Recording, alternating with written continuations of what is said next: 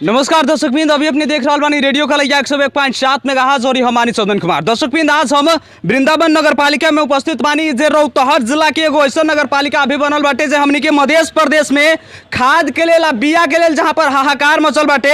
आई वृंदावन नगर पालिका में अभी उप मेयर 3 करोड़ मांग रहा बानी, तो मेयर साहब उनकर सेवा सुविधा न दे रहा बानी। ई विषय पर हाहाकार मचल बाटे। जौन जगह पर आज बिया के खाद के बात होके के चाहे नगर पालिका के कार्यालय में अभी 3 करोड़ सेवा सुविधा के बारे में बात हो रहा बाटे। सत्य तथ्य का बाटे ये बुझेगा जे हमनी आज नगर पालिका में ही पुगल बानी। नगर पालिका के प्रमुख जी से विशेष बातचीत करे के चाहे कि जुतला के बाद नगर प्रमुख जी के जे आरोप बाटे, ये आरोप पर का उनकर प्रतिक्रिया बाटे, प्रतिक्रिया बुझे के हमनी प्रयास करे वाला बानी। और नगर प्रमुख जी से पूछे वाला बानी कि सही में सत्य तथ्य का बाटे। उप प्रमुख जी बहुत ऐसा क्लेम लगावतानी और बहुत ऐसा प्रश्न भी पूछे खातिर कहले बानी मीडिया के मार्फत से। तो उ प्रश्न सबके जवाब हमनी आज यहाँ के नगर प्रमुख जी से जे विनोद कुर्मी जी बानी उनकरा से पूछे के कोशिश करें कि सही में का बाटे, काहे खातिर आज जो नगर पालिका में गेहूं के बिया के बात होके के चाहिए, जो नगर पालिका में किसान के मल देवे के बात होके के चाहिए, ई नगर पालिका में आज उप मेयर के 3 करोड़ देवे के आ सेवा सुविधा न देला के ई झगड़ा आज काहे आयल बाटे। आ कब तक ई झगड़ा चली? ई झगड़ा के कारण से जितना भी यहाँ के काम सब रुकल बाटे उ काम सब कब तक ले बंद रही। एक खातिर आज के कार्यक्रम में हमनी स्वागत करे के चाहेम विनोद प्रसाद कुर्मी जी के। मेयर साहब बहुत बहुत स्वागत बाटे वीडियो में। नमस्कार। मेयर साहब, बहुत आरोप बाटे अपने पर उप मेयर जी के, लेकिन शॉर्टकट में हम ई पूछे के चाहेम कि यहाँ के जे अधिकृत जी रहनी उ 4 महीना तक हर साहस से काम करनी, ई विषय पर का कहे के चाहेम, काहे खातिर करनी वहाँ से काम? जी अपने लोगन आज वृंदावन नगर पालिका में जी हमनी के नगर प्रमुख उप प्रमुख प्रशासकीय अधिकृत के बीच के जे विवाद के चलते अपने लोगन के जानकारी होल, वो जानकारी के मार्फत अपने जे हमनी से जे आज मीडिया के मार्फत जे हमने से पूछे आयल छी, ओकरा लेल वृंदावन नगर पालिका के तरफ से विनोद प्रसाद कुर्मी के तरफ से धन्यवाद। विशेष बात ई बा कि ऐसे पहले 5 वर्ष के कार्यकाल जे रहे ई नगर में कोनो ऐसा ठोस काम न होल। भ्रष्टाचारी के अलावा विकास निर्माण कुछ न होल। जे निर्वाचित टीम रहे सब वही में लुप्त हो के भ्रष्टाचारी मात्र होलक। 5 वर्ष में कोनो ठोस काम न होल। ठोस काम न होल, वास्तव में ओकर उपज हमनी के जे 79-31 के जे चुनाव होल, हमनी के बहुमत के साथ हमनी एकीकृत समाजवादी मेयर उप मेयर सहित हमनी के जीत ली। परिवर्तन के चलते हमनी के वास्तव में चुनाव में परिवर्तन शब्द प्रयोग कैले रही सी, नगर में परिवर्तन होल जरूरी बा। ओकरा माहतत हमनी के प्रशासकीय अधिकृत उप सचिव ले ली, मतलब अपने के बहुत अनुभवी 20-25 वर्ष अनुभव प्राप्त उप सचिव हमने ले आयल छी। और नगर पालिका में अपने के प्राविधिक सहायक निमित्त प्रशासकीय अधिकृत बा, अपने के अहेब प्रशासकीय निमित्त अधिकृत बा। लेकिन हम कुछ खाए के उद्देश्य से न, कुछ करे के उद्देश्य से हम निर्वाचित होइली। वही तहत हम मतलब उप सचिव 6.5 गते ले अली। एकरा बाद में हमनी के पदभार ग्रहण होल। पदभार ग्रहण जे दिन कैली वही ले हमनी के कहले रही न हम भ्रष्टाचार करम न भ्रष्टाचार करे देम। और एकरा बाद में ये नगर में एकदम समृद्ध नगर पालिका बनाएम, एकदम सुशासन ले आएम। ओकरे माहतत हमनी काम करे के चाहली। मेयर साहब रोके के चाहे जे हम प्रश्न पूछनी अपने से कि अधिकृत साहब 4-5 महीना तक हर साहस से काहे काम करनी, कार्यालय में काहे नहीं, ई प्रश्न के जवाब वही तरफ जा रहल छी। ओकरा बाद में हमनी के वही दिन से उद्घोष कैली, नगर में सुशासन ले आएम। ओकरे तहत हमनी के नगर सभा कैली, मतलब नगर सभा आषाढ़ 25 के कैली। ओकरा बाद में उप मेयर जी के श्रीमान वही दिन 25 गते शाम में हमरा के बुला के कहलन से मेयर साहब हमरा के 3 करोड़ रुपया दियो। हम कहली से देखू ये 3 करोड़ रुपया लेम, भागमंडा न करू। हमनी के जे भी निर्वाचित टीम बाड़ी एकदम सब आदमी हाथ में हाथ काँधा में काँधा मिला के चलू, उहे बात हम कहले। उनका चित न बुझल, तो उहे 3 करोड़ रुपया न हमरा छुट्टे योजना चाही। हम योजना कहली से न हम बाँट फाँट में न जाएम, वही चलते उनका दुख बा। रह गेल प्रशासकीय अधिकारी जीव, हमनी के ये जगह बैठे के जगह न रहे। 5 वर्ष मतलब ये जगह पहिलका मेयर बैठबे न कैलन। उ 2 लाख 3 लाख पर महीना के भाड़ा रहे अन्य अन्य जगह में, लेकिन उ सब हमनी के भार बचा के हमनी के ये जगह बैठली। ये जगह बैठला पर कार्यपालिका के जगह न रहे, हमनी के बथुमावी में कैली। बथुमावी में कैला के बाद में हमनी के ओकरा बाद में सोचल गेल जब तक एक भवन न बनैता तब तक अब विद्यालय के दिक्कत हुई, विद्यालय में बैठल उचित न बा। ओकरा बाद में एगो हरसाहा में घर भाड़ा लेके वो घर भाड़ा में ही ऑफिस संचालन होल। एकरा बाद में अपने के ऑफिस संचालन होला के बाद में हमनी के ये जगह कार्यपालिका के बैठक सब दिन हमनी के मात्र आषाढ़ में के 25 के बाद में 3-4 गो बैठक मात्र वहाँ होल। एकरा बाद में टोटल बैठक हमनी के यहीं में रखेले। रह गेल उनकर सुविधा हम कोनो कटित मतलब मेयर साहब हम सुविधा उनकर सुविधा कटी बाटे कि ना कटी बाटे ई विषय ना मेयर साहब के ई बतावे के बाटे कि ऊ प्रमुख जी कहतानी कि ऊ अधिकृत साहब के काहे 5-6 महीना हर सहारा रख के काम करेनी। कह देली हम 3-4 गो मतलब बैठक मात्र होल। ओकरा बाद में प्रत्येक बैठक मतलब ई नगर के जे कार्यपालिका के भवन बा वही में होखले 5-6 महीना ना रहल बनी ना अंतिम से अंतिम 4-5 गो बैठक मात्र होल होई। उहे बैठक बा। एकरा बाद में खुद अपने ना आवलन यहाँ मल खाद के भी वितरण करे के बा भाग न लेवलन। नगर पालिका के बैठक कार्यपालिका के होकर ओहू में ना आवलन, उ एब्सेंट रहलन। ओकरा लेल अपने के चित्त न बुझैता, अपने माइनर देखू उ न आवलन। न्यायिक समिति के जे भी कारबार बा श्रीमान जे आए रहे, श्रीमान एगो अपने माइनर भी दे के गेल बाड़न। एगो अभी तक मतलब न्यायिक संबंधी उजरी उ न ले रहबे न करलन। सारा जनता न्याय के लेल त्राहिमाम बा, उ न आवलन। ओकरा नतीजा ई सब अभी ये नगर में मतलब अशांति बा। नगर जे चाही सुविधा वो उप मेयर के चलते ही दिक्कत हो रहल बा। मेयर प्रशासकीय अधिकृत हमनी के नियमित ऑफिस आइले उ न आवलन। ऑफिस के बात कहनी और वो जैसे कि कहनी है कि कोनो कार्यक्रम में बोलावे नहीं तो ना आवे नहीं। उनकर कहनाम बाटे कि हमरा मैसेजे ना आवेला। जब ऐसा समय पर आवेला कि 1 घंटा पहले वो कार्यक्रम होके तो वो कार्यक्रम में हम कैसे सहभागी होई महिला होके। इससे पहले भी हम जानकारी करावे के चाह रहल छी अपने के हमनी के नगर द्वारा प्रत्येक दिन अपने के मैसेज देखू, मैसेज आले फलना दिन बैठक बा वो अनुसार प्रमाण बा। जी बिल्कुल ही हमनी प्रमाण वीडियो में पेश जरूर करें। जितना भी दर्शक देखत बानी उस सब के पता चली कि उनका मैसेज गइल बाटे। और भी आरोप ई बाटे कि जब भी अपने सब कोनो कार्यक्रम रखेनी गोप्य कार्यक्रम तो उनका पते ना होकेला, जो इनकारा में उनकर संयोजक के काम रहेला, आई काम सफल हो जाला। ई कैसे करेनी अपने ओकरा बाद में बारे में अपने के योजना जे जगह वर्गीकरण के संबंध में बैठक होल बा। हमनी के योजना मतलब हाकिम बा मतलब हरिदुलाल उनका से बोला के पूछलू। पशु कृषि के ओम प्रकाश शाखा प्रमुख बा, बोला के पूछलू। जौन भी बैठक में उनका जानकारी होखले उ न आवलन। एक नतीजा की होखले किसान के किता काट रुकल है, अपने के किसान के मल खाद बाहर दिक्कत है। अभी मतलब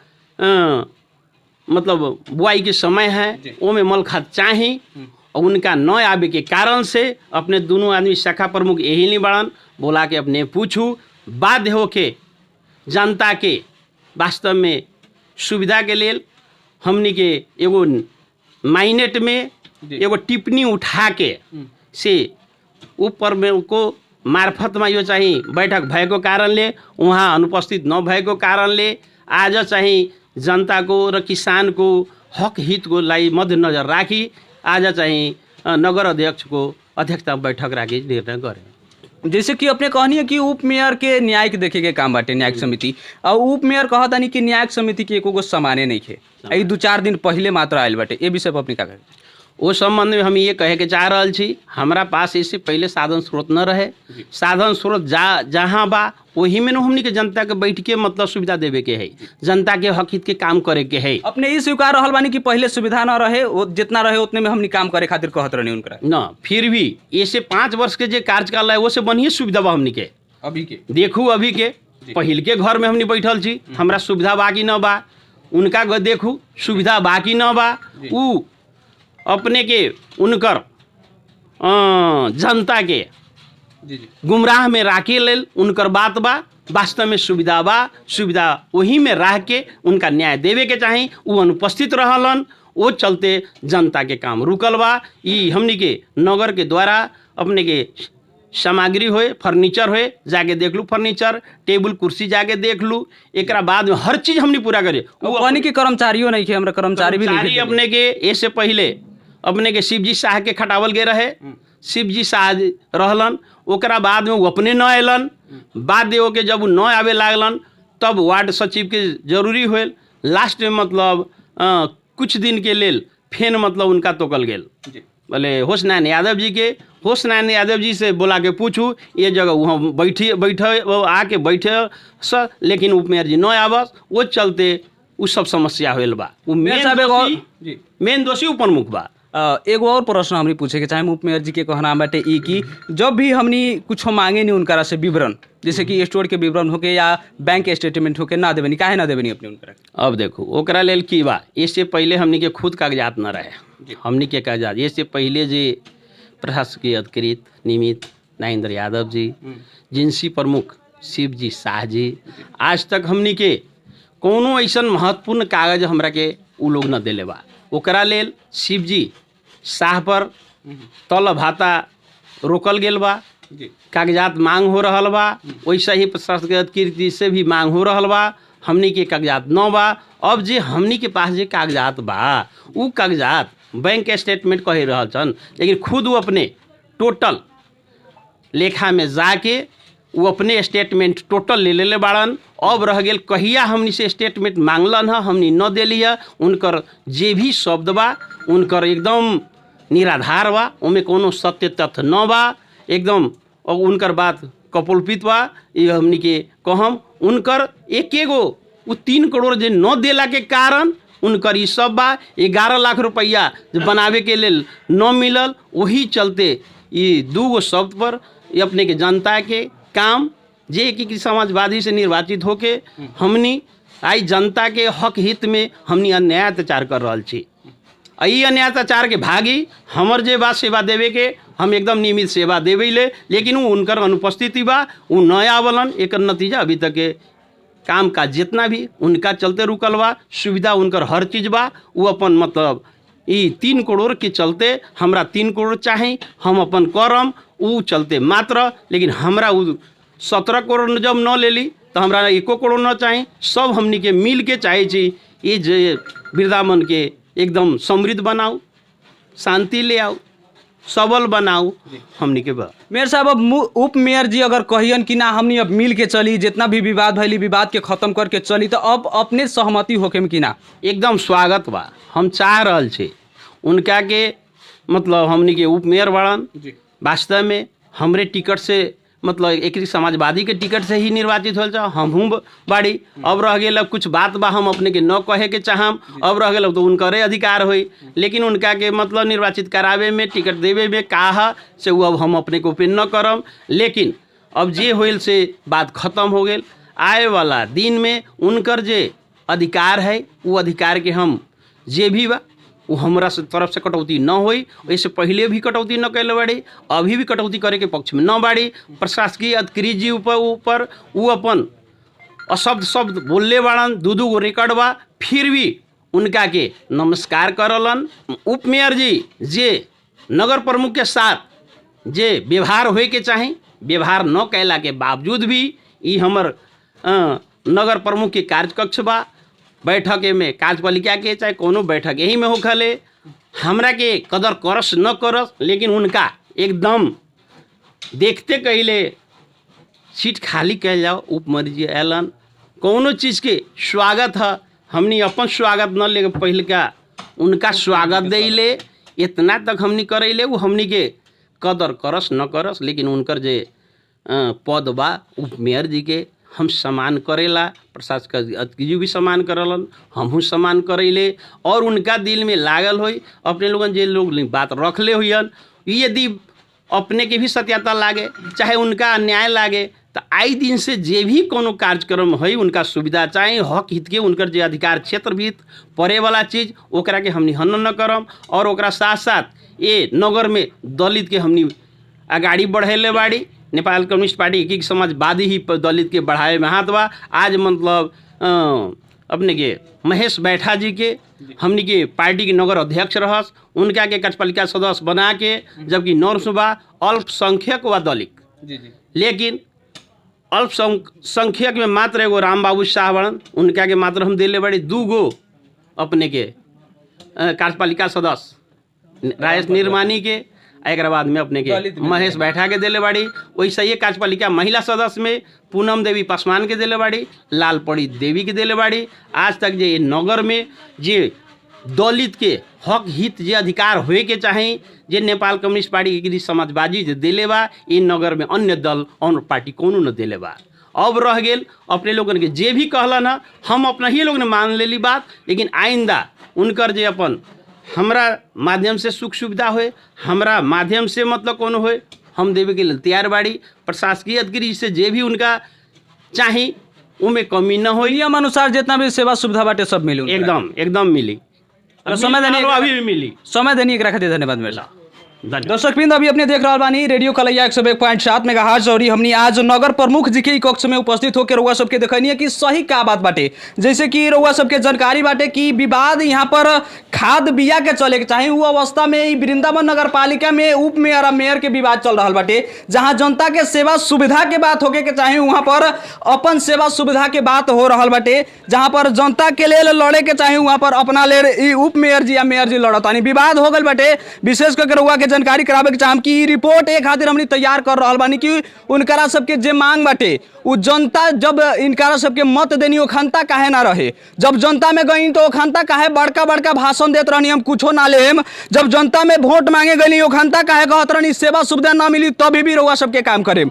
अब विशेष करके बता देवे के चाहम कि उप प्रमुख जी के कुछ आरोप बाटे यहाँ के जे प्रमुख प्रशासकीय अधिकृत जी बाने उनकरा पर भी उनकरा से भी विशेष बातचीत